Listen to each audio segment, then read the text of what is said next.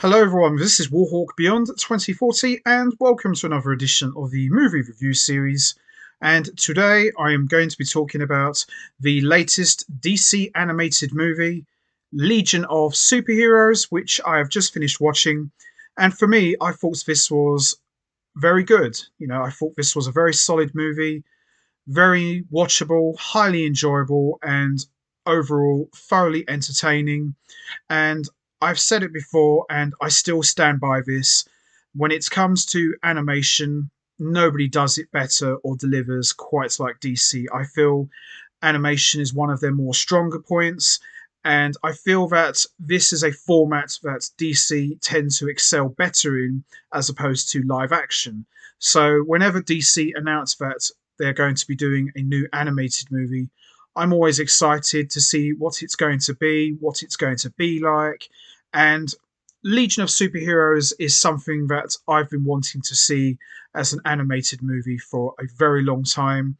I've been a fan of the Legion of Superheroes for the past 30 plus years now, since I first saw them in Superman the Animated Series.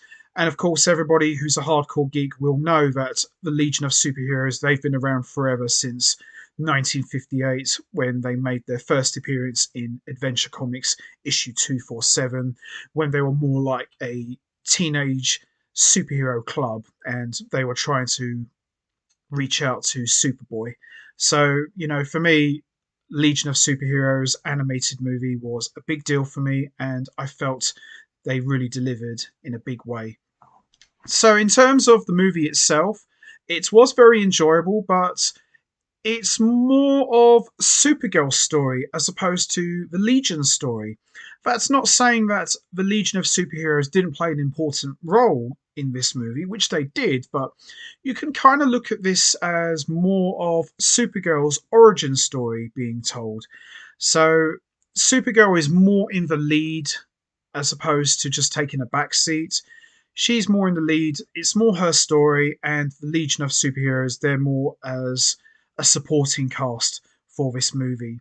And also, Legion of Superheroes is the sixth installment in the Tomorrowverse continuity. So, for those of you who are not familiar with the Tomorrowverse is the new shared animated universe, which came about after the events of the Justice League Dark Apocalypse War movie, when the Flash ran back in time and essentially reset the entire timeline, therefore erasing all of the events of the DC animated movie universe and essentially kicking off the Tomorrowverse. So, in terms of the voice cast, little bit different to what we're used to seeing. A lot of the names I'm not very familiar with, apart from one or two names. So we've got Meg Donnelly as the voice of Supergirl, Harry Shum Jr. as the voice of Brainiac 5, Darren Criss as the voice of Superman, Matt Bomer as the voice of The Flash, Jensen Ackles as the voice of Batman, Cynthia Hamidi as Dawnstar, Gideon Adlon as Phantom Girl, Eli Henry as Bouncing Boy, Robbie Daymond as Timberwolf and Brainiac 4, Yuri Lowenthal as the voice of Mon El, Eric Lopez as Cosmic Boy and Chemical King, Darren D. Pull as Brainiac, Cyrus Gold and Solomon Grundy, and Ben Diskin as Arm Fall Off and Brainiac 2, Victoria Grace as Shadow Lass, Jennifer Hale, who I'm already familiar with as Allura in Z, Daisy Lightfoot as Triplet Girl and Duplicate Girl, and Zeno Robinson as Invisible Kid and Brainiac 3. So, apart from two names that I'm familiar with, the rest of the voice cast I don't really know too much about. And I think that's a good thing because, sometimes when you have a voice actor you already know, you kind of have expectations of what you're going to get. So there's no surprises here. So with this voice cast, I didn't really know a lot about the actors and the actresses, but I thought everyone in this movie did a fantastic job, and I thought everybody worked very well together. So, in terms of the villains, we've essentially got three villains for this movie. We've got the Dark Circle, who are more like a terrorist organization, and we've got Brainiac, who is essentially the brains, no pun intended, behind the Dark Circle. And we've also got Mon El, who starts out as a heroic character and then he ultimately turns on the Legion. And for those of you who may not know Mon El's been around since the early 60s and he's from Daxam from the 21st century and he's a Daxamite and he plays quite a big role in this movie. Maybe not as big as Brainiac, but he still plays a big role nonetheless. And having Mon El be the one to go rogue was quite interesting because when you watch this movie, at first you think Brainiac 5 is going to go rogue because of the way he behaves. But then ultimately you learn that Brainiac 5 is actually one of the good guys and he actually becomes an important ally to Supergirl and they become more than friends. And when I learned about the Legion of Superheroes getting an animated movie, my initial thought was, oh, we're going to pick up from where we left off from the end of Justice League Unlimited when Supergirl left the Justice League to go with Brainiac 5 in the 31st century and join the Legion. So I kind of thought this is where they were going to pick up from it, but they didn't, which I was okay with. It's a whole new continuity with no connection to the DCAU, even though I would have much preferred that. But I liked what we got here, and I thought the story that they told for this movie was very well done.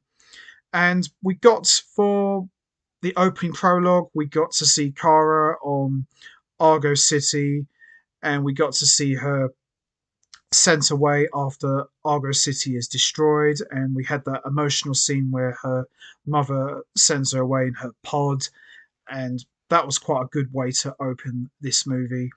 And throughout the first half of Legion of Superheroes, we see Kara is on Earth, she's Supergirl, and she's more or less trying to adjust to being on Earth and working with Superman and the Justice League.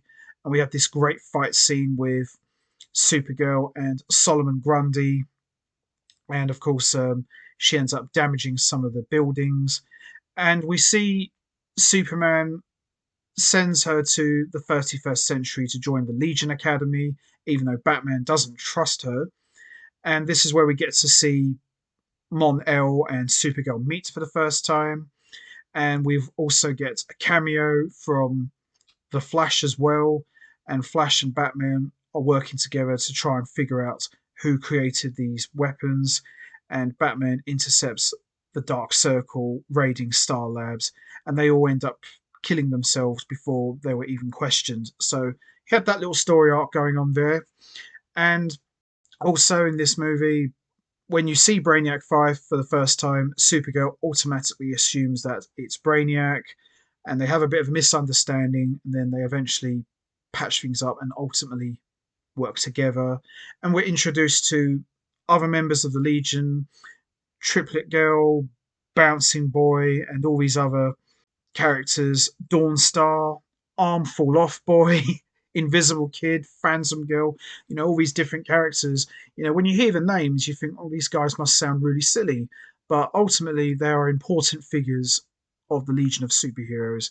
And we see Brainiac, he's more or less taken parts of Brainiac 3 and 4 and basically molded it into his own body. And yeah, it's quite sick, really, but he's essentially creating a new body for himself and he wants to eliminate and bend reality and make himself the savior of the universe. We see Mon El turns on Supergirl and he stabs her with a kryptonite dagger, and Brainiac 5 heals her. And that's where we really see that Brainiac 5 is a good person. And we see Brainiac 5 and Supergirl more or less try to destroy the Miracle Machine before it's fully activated. And the way Brainiac is defeated is quite sick, really, because you see the other parts of him, Brainiac 3 and 4, they're fighting against their creator, and ultimately Brainiac's body just tears itself apart. So that was quite disgusting, to say the very least. And we see Mon-El is defeated, the Dark Circle is defeated, and we see the Legionnaires grant them full Legion membership. So overall, very good, solid movie, very enjoyable. And we also get a post-credit scene at the end. Supergirl contacts Superman and decides to stay in the 31st century, and even tells him about her new relationship with Brainiac 5. We then see Superman and Batman intercept a crater in Metropolis, and they're suddenly hit and apparently wiped out by an alien energy blast. So I'm not really sure how that's going to play out in the next animated movie, depending on what it's going to be. But a very chilling way to end this movie, I think. But overall, I thought this was a good, solid animated movie, and I'm going to give my rating a good, solid 8 out of 10. I thought this was very good, highly watchable, very enjoyable, and as I mentioned, thoroughly entertaining. I thought this was one of the better DC animated movies. Maybe they could have renamed it as Supergirl, but it is what it is. But it's still a Legion of Superheroes movie with Supergirl in the lead, playing a very big role in the story.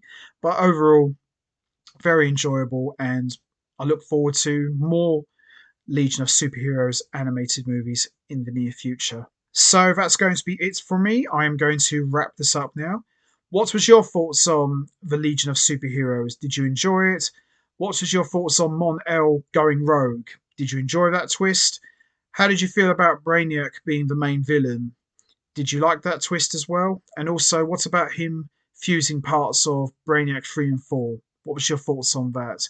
And also, what did you think of the post-credit scene? Do you think Superman and Batman are wiped out, or do you think they survived? You know what to do, guys. Hit the like button, hit the subscribe button, leave your thoughts and comments down below, and I will see all of you next time for another edition of the movie review series. So until next time, take care, everybody, and stay safe. And once again, as always, much appreciated. Thanks for listening.